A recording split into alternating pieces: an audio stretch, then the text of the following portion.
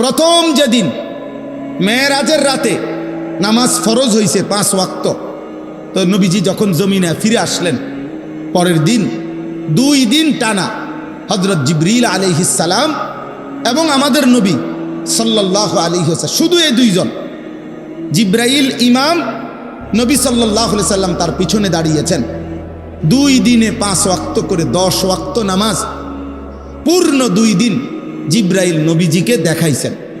দেখানোর পরে জিবরাইল বলছেন, ইয়া রাসূলুল্লাহ, এই 2 দিন কেন পড়াইলাম? প্রথম দিন প্রত্যেক ওয়াক্ত নামাজের আউয়াল ওয়াক্ত শুরুর সময়ে আদায় করে দেখাইছে। দ্বিতীয় দিন 5 ওয়াক্ত নামাজের শেষ টাইমের আগ মুহূর্তে নামাজ পড়ে দেখাইছি। এ আপনার জন্য স্বাভাবিক, আপনি এবং আপনার উম্মতের জন্য স্বাভাবিক নামাজের টাইম। আমি যে 2 পাশ দেখাইলাম তার মাঝামাঝিটা, মাঝামাঝি সময়ে কি করে নেবেন? নামাজগুলো পড়বেন।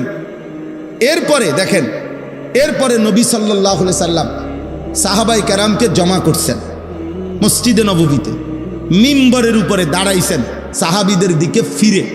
মিম্বর বোঝেন তো কি? মিম্বর কি? যেখানে খুতবা দেয়, ওই যে 3 তাকওয়ালা যে এইটা, এই মিম্বর, মিম্বরের উপরে দাঁড়িয়ে সাহাবাদের দিকে ফিরে রাসূলুল্লাহ সাল্লাল্লাহু আলাইহি ওয়াসাল্লাম নামাজ দেখাইছেন।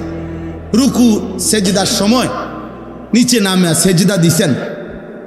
এরপরে সালাম ফিরায় দেখাইয়া এরপরে নবীজি বললেন, সাল্লু কামা রাআইতুমুনি উসাল্লি, এই যে তোমরা যেভাবে আমাকে নামাজ পড়তে দেখলা, এখন থেকে তোমরা এভাবে নামাজ আদায় করো।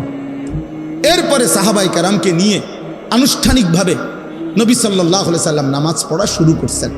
তাহলে নিজে আগে জিবরাইল থেকে 2 দিন বুঝে নিছেন, আবার সাহাবায়ে কেরামকে হাতে কলমে প্র্যাকটিক্যাল বুঝাইয়া দিছেন।